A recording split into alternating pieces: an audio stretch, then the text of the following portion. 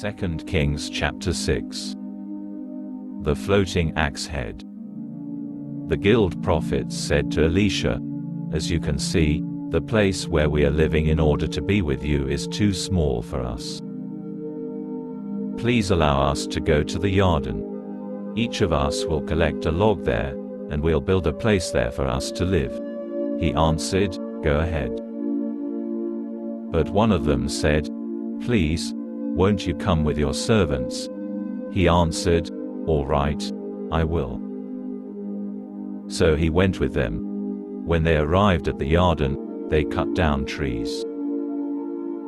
But as one was felling a tree trunk, the head of his axe fell in the water. "Oh, no!"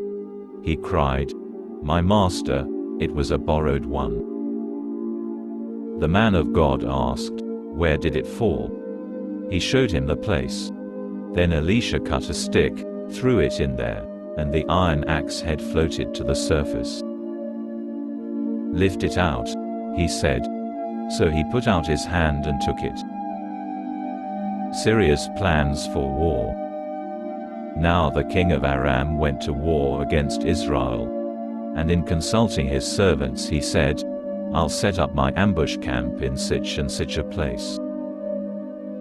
The man of God sent this message to the king of Israel: "Be careful not to go past such and such a place, because Aram will attack there." So the king of Israel sent men to the place the man of God had told him and warned him about, and he took special precautions there. This happened more than once or twice. And it greatly upset the king of Aram. He called his servants and said to them, "Tell me which of you is betraying us to the king of Israel." One of his servants replied, "It's not that, my lord, king.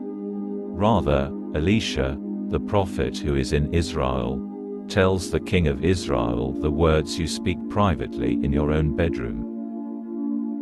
God's chariots and horses." He said, "Go and see where he is, so that I can send and bring him here." They told him, "He's in Dothan." So he sent horses, chariots and a large army there. They came by night and surrounded the city. The servant of the man of God got up early in the morning. On going outside, he saw an army with horses and chariots surrounding the city.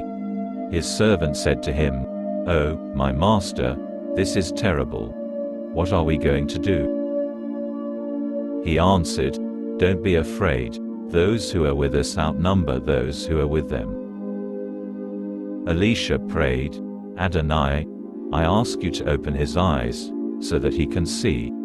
Then Adonai opened the young man's eyes, and he saw, there before him, all around Elisha, the mountain was covered with horses and fiery chariots. Syria's army is blinded. When they came down to him, Elisha prayed to Adonai, "Please strike these people blind," and he struck them blind, as Elisha had asked. Next, Elisha told them, "You've lost your way, and this isn't even the right city. Follow me, and I'll take you to the man you're looking for." Then he led him to Shomron. On their arrival in Shomron, Elisha said, "Adonai, open the eyes of these men, so that they can see."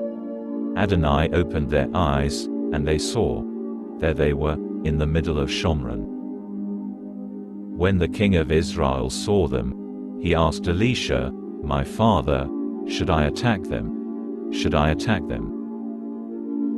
He answered, "Don't attack them. You wouldn't even attack prisoners you had captured with your own sword and bow, would you?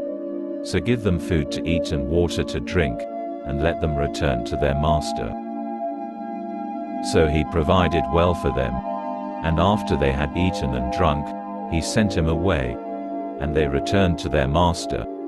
After that, no more raiding parties entered the land of Israel from Aram. The siege of Samaria. But some time afterwards, Ben-Hadad king of Aram gathered all his army, went up and laid siege to Shomron.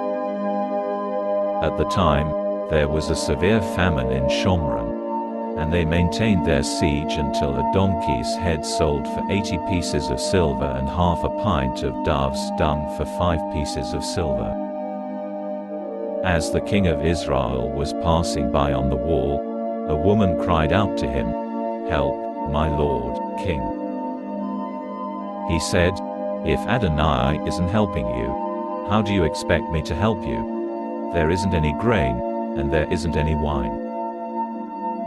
Then the king asked her, "What's troubling you?" She answered, "This woman said to me, 'Give me your son, so that we can eat him today, and we'll eat my son tomorrow.'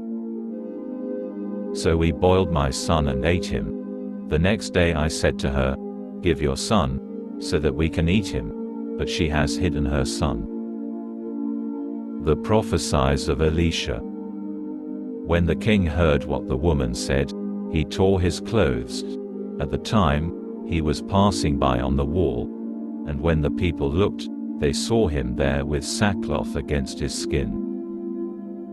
Then he said, "May God do terrible things to me, and worse ones too, if the head of Elisha the son of Shaphat remains on his body by day's end." Elisha was sitting in his house, and the leaders were sitting there with him. The king sent a messenger ahead, but before he arrived, Elisha said to the leaders, "Do you see how this son of a murderer has sent someone to remove my head? Look, when the messenger comes, close the door and keep it shut against him. You can hear his master's footsteps following right behind him." While he was still speaking, the messenger arrived with this message from the king. "Here, this evil is from Adonai. Why should I wait for Adonai any longer?